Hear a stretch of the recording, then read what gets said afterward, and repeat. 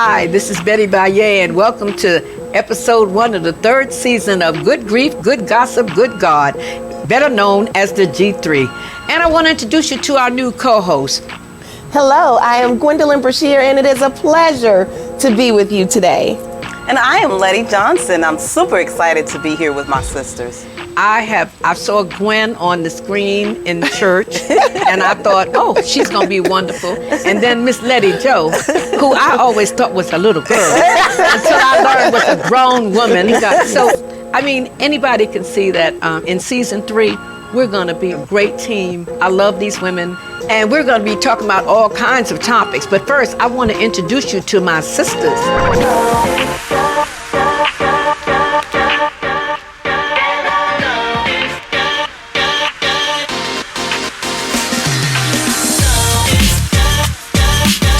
Gwen, tell us about what you're about. Well, Miss Betty, I am happy to tell you what I am all about. First of all, I want to say thank you guys for joining us. We appreciate you so much. We have so many amazing things planned for you.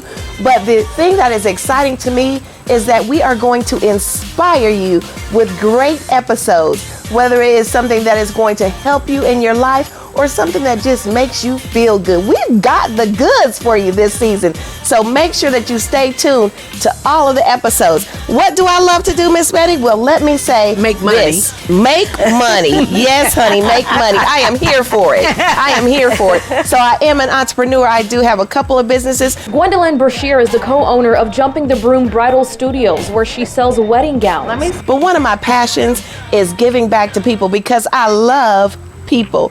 We are looking forward to sharing this moment with you. And one of my favorite people in the world are young ladies.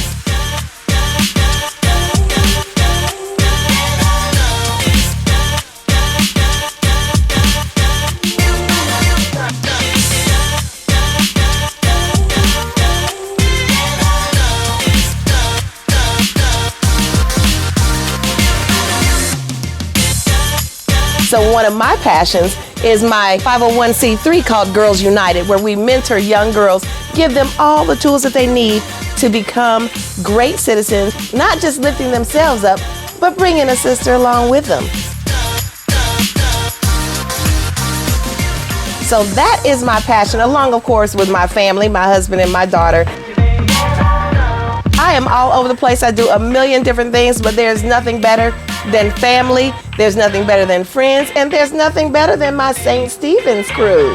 With me on today, I'm talking about Miss Gwendolyn Brashear. Thank you so much, everybody, for joining us this morning for the pre-worship experience. We are so happy to have each and every one of you with us. Gwen is at our Hardin County campus. Yes. And you know our bench run deep at St. Stephen. And let me also introduce our other new co-host, Letty Johnson.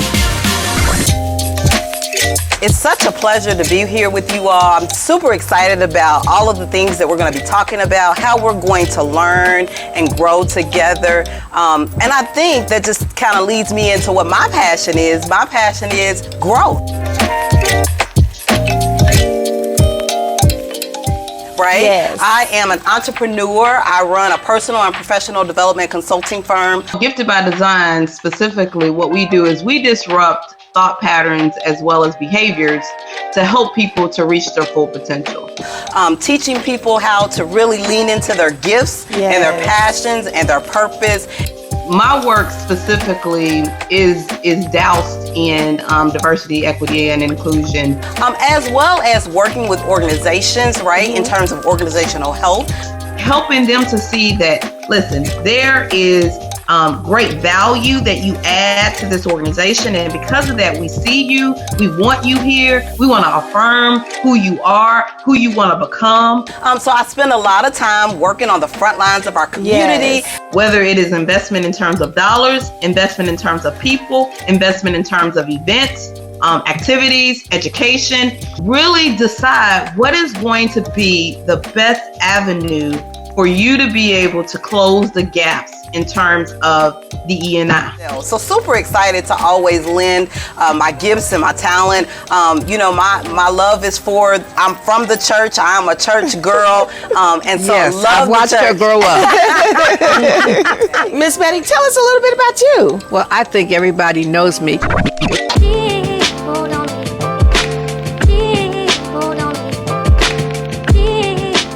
I am, of course, a retired columnist and editorial writer for the Courier-Journal. Longtime veteran journalist and author Betty Baye was a columnist at the Courier-Journal for 27 years. It's like every time I think we're there, we set back again. They say history is the best teacher, and Betty Baye has been a stellar student. But women in the civil rights movement made a difference. They were not ancillary, they were not background, they were in the front. But then who covered the movement? It was mostly men. For nearly 30 years, Betty Baye's columns for the state's largest newspaper, the Courier-Journal, were sharp and deftly written. Many white journalists still don't know who Ida B. Wells is. You know what I'm saying? Because remember, you can get degrees and don't know anything about us.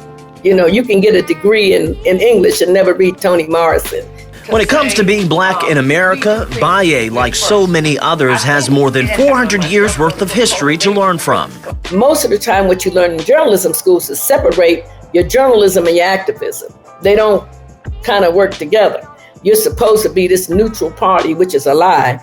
All you require to be a good journalist is to be fair. You cannot not feel what you feel. You cannot not, when they go, well, I just want to be a journalist. I don't want to be a black journalist. Well, Negro, you are black. Y'all know that my passion is writing, and I have a book that I wrote. You can still buy it on Amazon, called The Book of David, My East Harlem Love Story.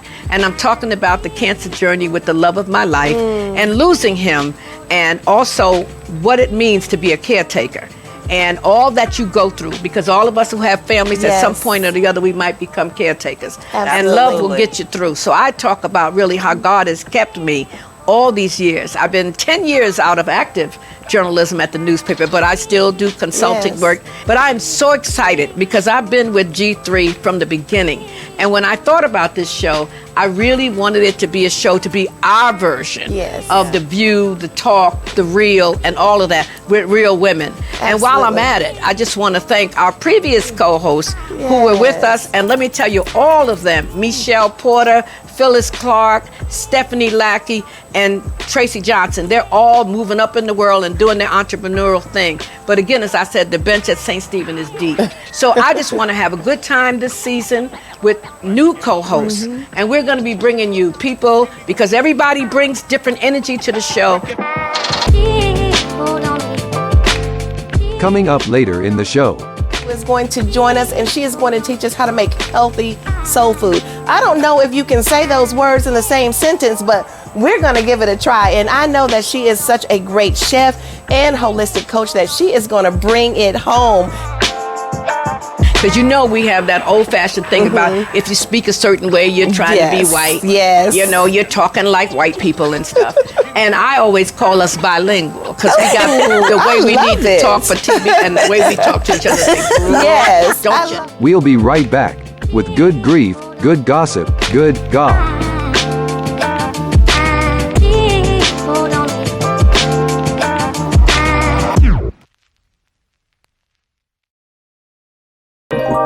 We develop leaders, just one of America's historically black colleges and universities. We are Simmons College of Kentucky, Louisville's HBCU.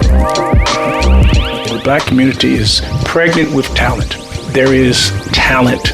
We have to locate it, identify it, and then we have to give those persons encouragement, because people tend to rise to the level of our expectations. We have to see every child in every classroom in our community as the potential leader of something great. You're not only developing them as students, you're developing community servants that are going to be the next leaders, that are going to carry that Simmons message. When I became the president of Simmons College in 2005, I knew we had something. You couldn't tell from the outside what we had because we were in a poor, distressed neighborhood with no money and in a dilapidated building. But we had something. We had history. It was the history.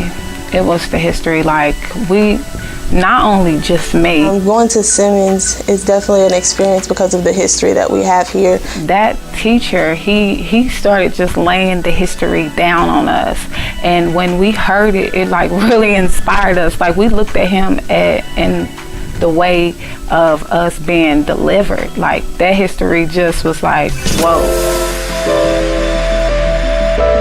It was like a superhero. He was like a superhero, and he really, really, truly planted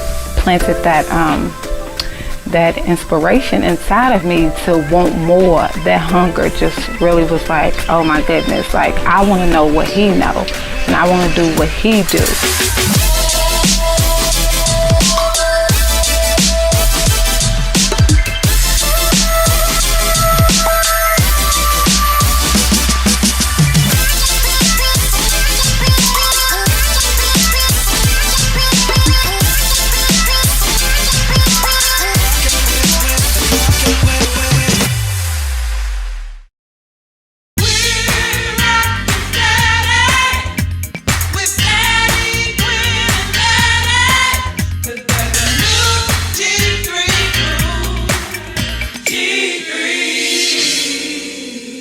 Different people and different guests. Now, Gwen is the queen of Hardin County. So, Gwen, tell us about some of the people that we might see from your phone wonderful book. So yes, Hardin County has some amazing people, and I am looking forward to bringing people from that area. One of the most amazing things that we are going to do is one of my favorite things. It's all about food, and it's all about soul food, okay? Not just food, but soul food. So we have a young lady who is going to join us, and she is going to teach us how to make healthy soul food. I don't know if you can say those words in the same sentence, but we're going to give it a try. And I know that she is such a great chef and holistic coach that she is going to bring it home, and we are going to be divinely and exquisitely entertained, but we're going to have some tools that we can use in that kitchen to make that great meal for our families and keep us healthy. Well, the kitchen has never been my thing. And, anybody that loves me, they have to love me for my mind. Yes,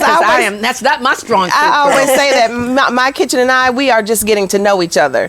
We are not friends yet. We are just acquaintances. We meet every now and then. And with Letty, Letty, I'm always interested in your work with Maxwell in the air, but what is that about? Yeah, so absolutely.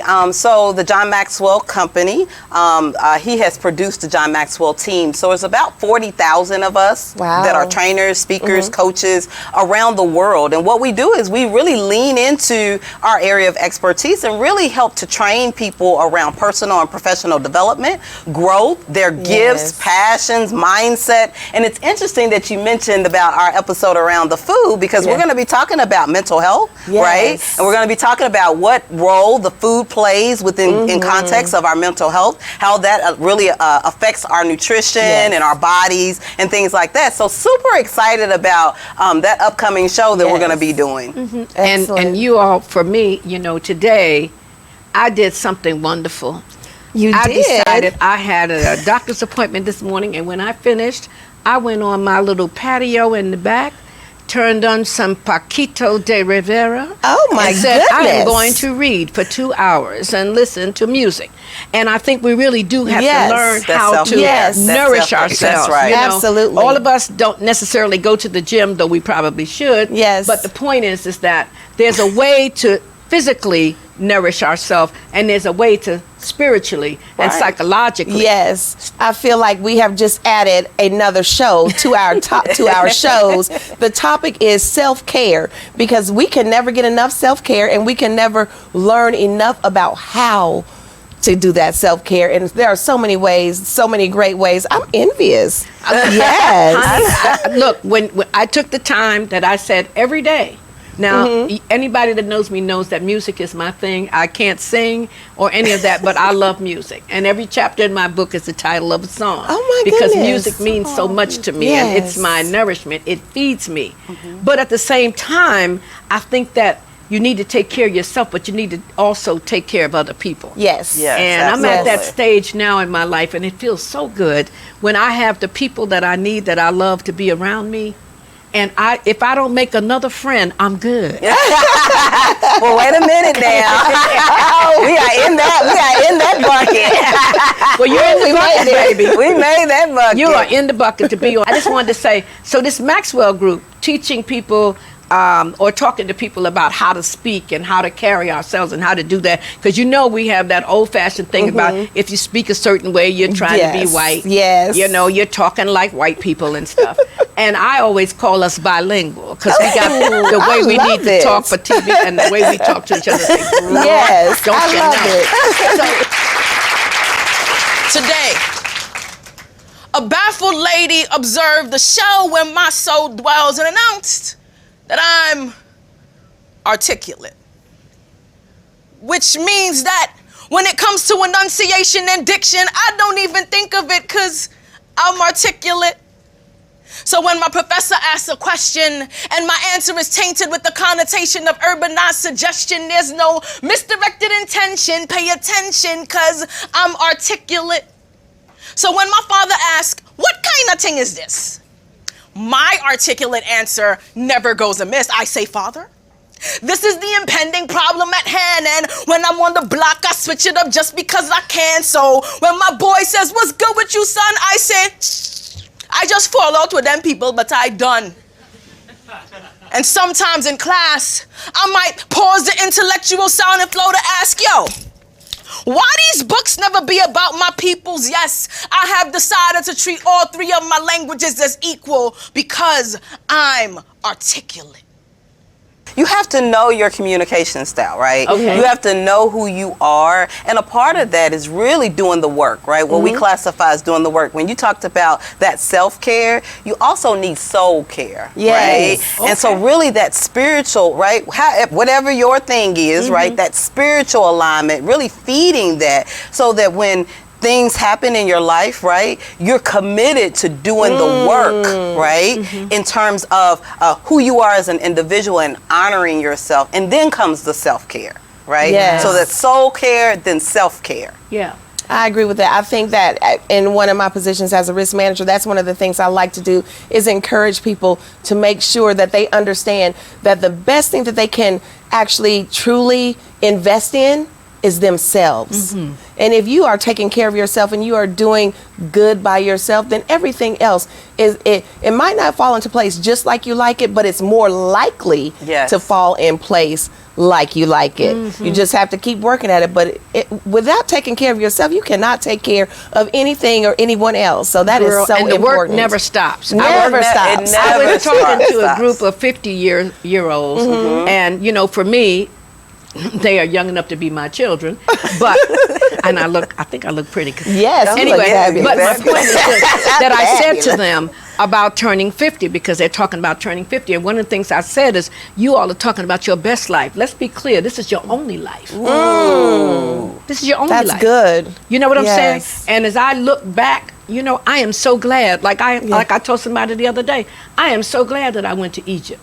Yes. I am so glad that I went to Paris and Barcelona and to Africa. To Egypt isn't Africa, but to Ghana. Because at this point in my life, I don't think I could walk through all those pyramids like I did back then. So all this putting off what you want to do, like you got forever, is not necessarily so. Right, absolutely. And I think, one of the reasons why I invested in the John Maxwell team as a tool, right, to really close the gaps within the context of our community, right, to help people to understand that life is so much more than what we really know, right? And so in order to really grow yourself, you got to know yourself. What is it that you like? What is it that you believe in? What is your faith? What is it that you really are passionate about? How can you make a difference? But you first have to make a difference in your own life before you can go into someone else's life. That is so good. So, ladies, can I tell you all something?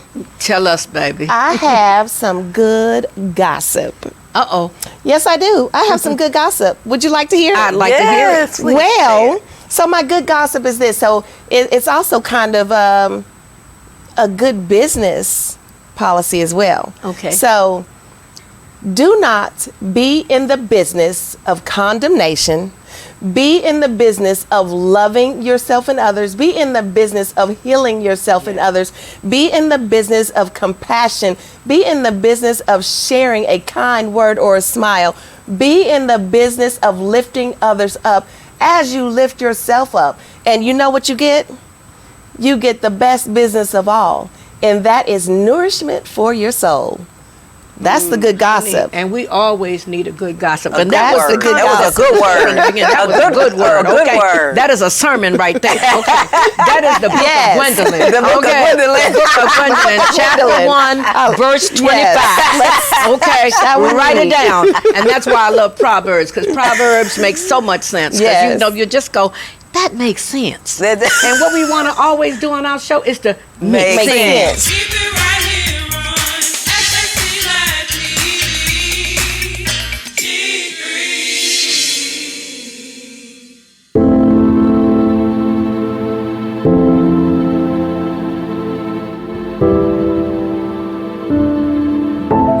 On the next episode, we will be talking about human trafficking with a special guest, Miss Bonnie Wheeler. Don't miss it.